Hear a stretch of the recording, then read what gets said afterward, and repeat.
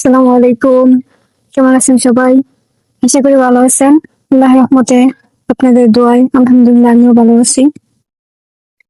আজকে আমি আপনাদের দেখাবো আমাদের বাড়িতে কি কি সবজি আর ফলমূল আছে। আশা করি আপনাদের ভালো লাগবে। ভিডিওটা দেখে সবাই একটা লাইক, কমেন্ট, একটু সাবস্ক্রাইব করে দিবেন।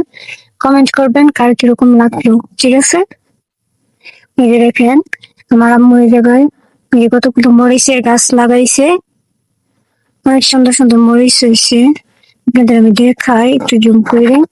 ওই দেখেন কত সুন্দর সুন্দর ছোট ছোট মরিচ, এগুলাকে আমাদের এলাকায় গুদাম মরিচ বলে। আপনাদের এলাকায় কি বলে এটা তো আমি জানি না। ওই যে সুন্দর সুন্দর ডাটা, এই যে ডাটা লাগাইছে, এগুলো হয়েছে। এই জায়গায় অনেকগুলো মরিচ গাছ আছে। এই যে পিচ্ছি পিচ্ছি মরিচ, গোল গোল, অনেক ভালো লাগে মরিচ গুলো, খাইতে অনেক মজা। আর এগুলো আর কি জানি কিসের চারা লাগাইছে জানি না, মনে হয় ঝিঙ্গা না ধুন্দুলের, আমি জানি না। এগুলো বড় হইলে ফলন হইব। আমি যেটা জিঙ্গা গাইড়া দিছে, খোটা গাইড়া দিছে আর কি, যাতে বৃষ্টিতে দইলে না পড়ে।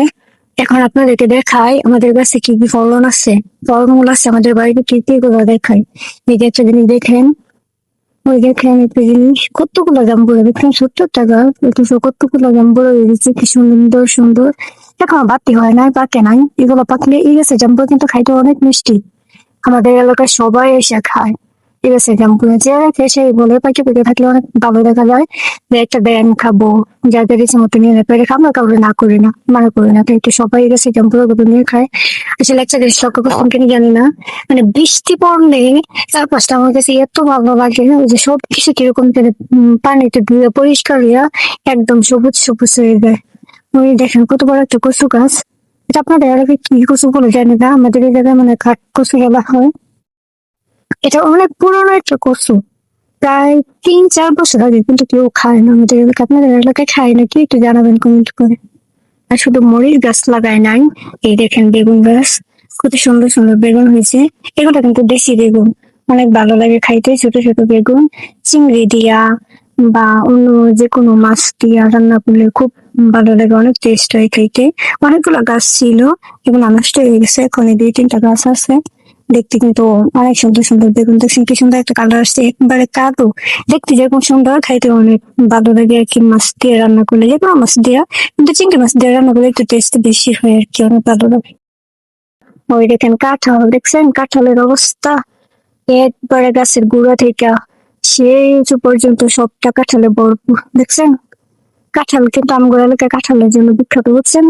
প্রত্যেকটা গাছে আপনি একটু লক্ষ্য করেন, লক্ষ্য করলে দেখতে পাবেন প্রত্যেকটা গাছে এরকম ভাবে কাঁঠাল হয়ে গেছে। এগুলো পাকলে, কাঁঠাল তো আমাদের জাতীয় ফল, তো আমাদের এলাকাটা কাঁঠালের জন্য খুবই বিখ্যাত। এরকম ভাবে প্রত্যেকটা গাছে নিচ থেকে ঘুরে উপর পর্যন্ত এরকম ভাবে কাঁঠাল বইরে আছে। আপনাদের সবার দাওয়াত। এলাকায় শুধু কাঁঠাল না, দেখেন কাঁঠালের পাশাপাশি আরো একটা ফল আছে, যেটাকে বলা হয় লটকন। ঠিক আছে, লটকন বলে, বুগিও বলে, এক এক এলাকায় এক এক রকমের কথা বলে। যে এলাকায় যে নামে চিনি আর কি। দেখছেন কত সুন্দর লটকন, একবারে গাছের নিচ থেকে একবারে উপর পর্যন্ত বইরা, একবারে সবুজ সবুজ কালার, অনেক সুন্দর লাগে, অনেক ভালো লাগে এগুলো দেখতে, যেরকম সুন্দর, খাইতে অনেক মিষ্টি। এগুলো যে সময় পাকে, মানে আর 3-4 মাস পর পাকবে, যে সময় পাকে ওই সময় কিন্তু একবারে কমলার মতো দেখা যায়, মানে অনেক বড় বড় হয়। আর একবারে দেখতে কমলার মতো হয়, একটু টক, কাঁচা থেকে টক থাকে, কিন্তু পাকলে অনেক মিষ্টি হয়।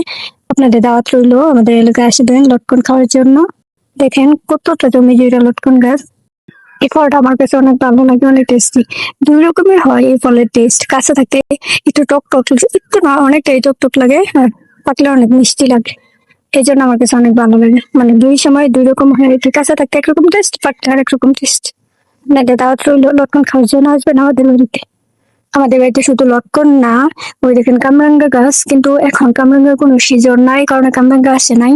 যখন কামরাঙ্গার সিজন থাকবে তখন এই গাছটা একবারে ভরপুর থাকে, অনেক বড় বড় কামরাঙ্গা হয়। যে সময় কাঁচা থাকে ওই সময় সবুজ কালার, আর যে সময় পাকে একবারে হলুদ হয়ে যায়, অনেক মিষ্টি কিন্তু এই গাছের কামরাঙ্গা। যখন হবে, বড় হবে, তখন আপনাদেরকে আমি দেখাবো। শুধু কামরাঙ্গা নাই, দেখেন ছোট্ট একটা গাছ, আমাদের লেসু গাছ, কত সুন্দর সুন্দর লেসু। হালকা একটু একটু পাকছে, এখনো ভালো করে পুরোপুরি পাকে নাই, পাকলে অনেক মিষ্টি লাগে, এখন অনেক টক। ঠিক আছে, এবার একটু কম হয়েছে, বেশি হয় নাই। তো কম যেহেতু হয়েছে, আবার এই যে রাস্তার পাশে তো মানে ছোট ছোট বাচ্চারা রাস্তা দিয়ে যাওয়ার সময় এগুলো পাইরে নিয়ে অর্ধেক খাই বলাইছে। এই কারণে ওই যে রাস্তা দেখেন বৃষ্টি পড়ছে, অনেক কাদা হয়ে আছে রাস্তার পাশে, তো ওই কারণে এই অবস্থা আর কি। এগুলো অনেক মিষ্টি খাইতে, অন্য ধরনের লেচুর মতো না এগুলোর ভিতরে। এই লেচুগুলো আরো অনেক বড় হইব, আর খাইতে অনেক মিষ্টি লাগে বুঝছেন। আপনাকে দাওয়াত লিচু খাওয়ার গাছ, লিচু গাছ আর কাঁঠাল গাছ না, ওই যে একটা গাছ দেখেন, দেখলে হয়তো আপনারা চিনবেন, এটা বলে করমচা গাছ। এই জিনিসটা খাইতে অনেক টক, কিন্তু যে সময় পাকে এই সময় কালো জামের মতো কালো হয়ে যায়, অনেক মিষ্টি লাগে খাইলে। কিন্তু এই করমচার আবার টক থাকলেও আচার খাইতে অনেক ভালো লাগে বুঝছেন। আপনাদেরকে আমি আরো একটা জিনিস দেখাই, শুধু আম, লিচু, জাম, কাঁঠাল এগুলো না, আমাদের বাড়িতে নতুন ডাব গাছ লাগাইছে।